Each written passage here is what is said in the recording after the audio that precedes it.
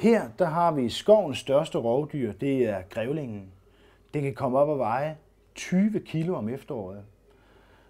Jeg har engang set grævlingen. Jeg var gået ud i skoven en maj måned en aften, sådan cirka en time inden solnedgang, og så var jeg kravlet op i et højt træ.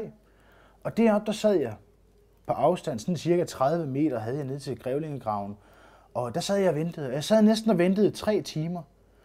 Men så pludselig i tusmørket, der så jeg grævlingens ansigt komme frem ned fra hulen. Og jeg kunne tydeligt se de her hvide striber og de 2 sorte striber i ansigtet. Der var ingen tvivl. Det var den. Den sad sådan og snuste lidt, og måske så kunne den lugte mig. Fordi der skete det desværre, at den forsvandt ned i graven igen, og den kom ikke ud.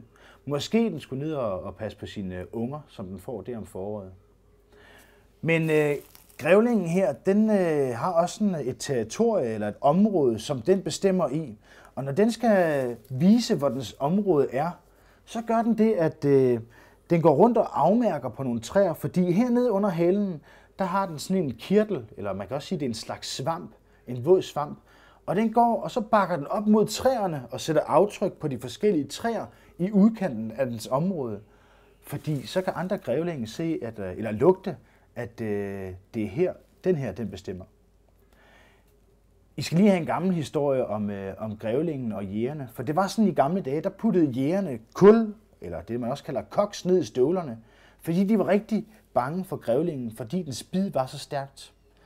Når jægerne så gik ud i skoven for at få ram på ræven, så kunne de måske godt være i tvivl om, det var en ræv eller en grævling, der var nede i den her grav. Så hvis grævlingen den farede frem og bed jægerne i støvlen, så bed den, og den blev ved med at bide indtil at kullet det knæste. Fordi først når det knæser, giver grævlingen slip. Den tror simpelthen, det er knoglerne, der knæser.